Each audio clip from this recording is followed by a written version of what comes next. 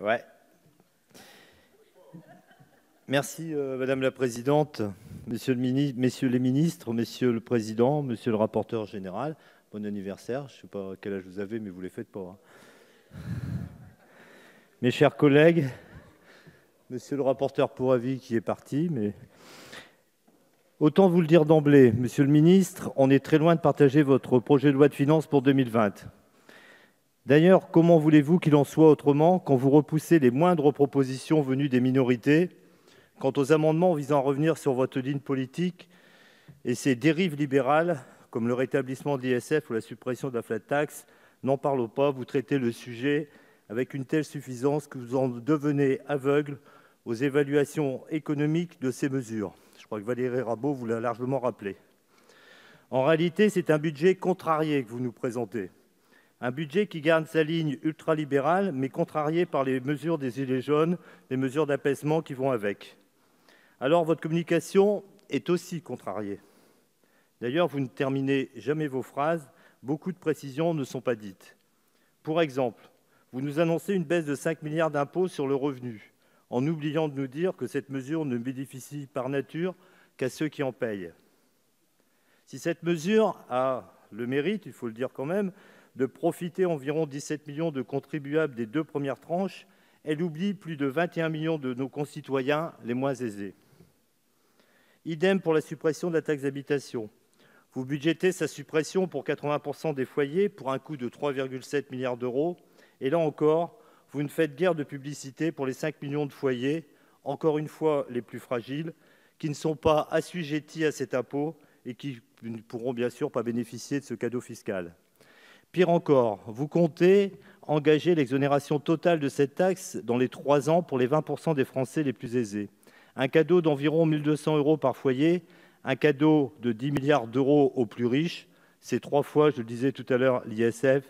Il en a fallu bien moins pour déclencher le mouvement des Gilets jaunes. En réalité, dans cette histoire, vous ne supprimez pas un impôt, vous le transformez, un impôt local, en un impôt national, puisqu'il faudra bien compenser aux communes. Comment allez-vous compenser cette nouvelle dépense? Où irez-vous chercher les nouvelles recettes? Qui fera les frais des nouvelles économies? Qu'adviendra-t-il aussi de cette compensation? Je peux vous dire que nos maires, échaudés par la compensation de la taxe professionnelle, sont méfiants. Et il y a de quoi. Vous nous parlez déjà dans ce budget d'exonération plutôt que de dégrèvement. Quant à votre coefficient correcteur, je crois que là, c'est le coco final. Il y a une étude qui est en train de paraître. Je pense que ça va faire un peu de bruit. Vous oubliez aussi de nous dire que vous allez procéder à une nouvelle sous-revalorisation des prestations sociales et d'une partie des retraites. Plus injuste encore, vous accablez nos concitoyens les plus fragiles en espérant pas moins de 1,3 milliard d'économies en réformant le calcul des APL et 690 millions d'euros pour la réforme de l'assurance chômage.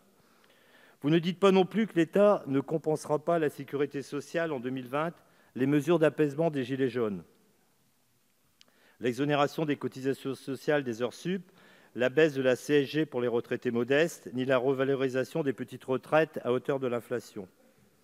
Vous oubliez là de préciser que vous faites repartir le déficit de la sécurité sociale à la hausse pour justifier les futures économies sur les dépenses sociales.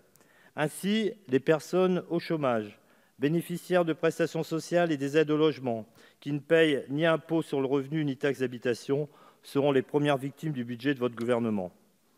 Que d'injustice non dite, mais aussi que d'ambition manquée pour la planète. Notre maison brûle et le budget regarde ailleurs. Votre budget n'a aucune ambition en matière de transition écologique, seulement 2,6% d'augmentation. A contrario, vous n'hésitez pas à supprimer plus de 1000 postes pour réaliser cette transition écologique qu'attend notre jeunesse. Au cours de cette période budgétaire, je vous proposais un amendement visant à mieux valoriser le chèque énergie et le CITE, afin d'améliorer le reste à vivre pour les territoires les plus exposés au froid. J'espère que vous serez attentifs aux spécificités territoriales liées au climat. Avec mon collègue Boris Vallaud, nous profiterons aussi de la niche parlementaire pour vous proposer d'en finir avec les passoires thermiques. Proposer, en quelque sorte, un meilleur avenir à plus de 7 millions de mal logés, mal chauffés, et agir efficacement contre les gaz à effet de serre. J'espère là encore que votre humilité sera au rendez-vous pour accepter une réelle ambition écologique, porteuse d'enjeux économiques et sociaux. Au final, Monsieur le ministre, votre budget est bien trop carboné et beaucoup trop injuste. Pour finir, ce projet semble aussi fâché avec les auxiliaires. Il nous renvoie sans cesse à la conjugaison du verbe « avoir ». Avoir plus de dividendes, de bénéfices. Avoir plus et toujours plus pour ceux qui ont déjà tout. Avoir moins de charges sociales, avoir moins de services publics, avoir moins, toujours moins pour celles et ceux en fragilité. Il devrait conjuguer plus souvent le verbe « être ». Être attentif aux autres, à nos aînés, à nos malades. Être au service du sport, de la culture. Merci, monsieur le député. Et surtout, être attentif à notre planète. Mais à chacun ses auxiliaires et à chacun ses valeurs. Notre groupe ne votera pas ce texte. Merci, monsieur le député.